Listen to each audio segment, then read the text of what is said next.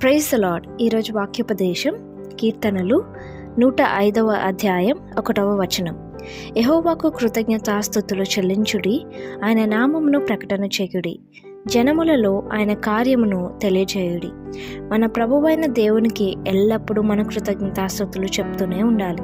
అసలు ఇంతవరకు మనం సజీవులుగా ఉన్నామంటే అది కేవలం ఆయన ఉచిత కృప దయ వలనే.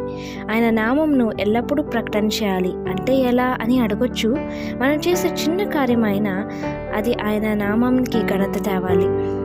మనం ఇతరులకు సహాయం చేయడం వల్ల కానీ, ఫైనాన్షియల్ సపోర్ట్ ఇవ్వడంలో కావచ్చు, మనం ఇతరులను ప్రేమించడంలో కావచ్చు, ఇలా దేవునికి ఇష్టమైన పనులు చేయడం వల్ల ఆయన నామంను ప్రకటన చేయగలం. మనం దేవుడు చేసిన కార్యములను వివరించాలి.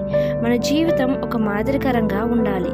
కష్టాలు వచ్చినా, నష్టాలు కలిగినా మనం నమ్ముకున్న దేవుడు నీతిమంతుడు, సజీవుడు కనుక మన చింత యావత్తు ఆయన మీద వేసి ఆయన చేసిన మహాకార్యములు అందరికీ తెలియజేయాలి.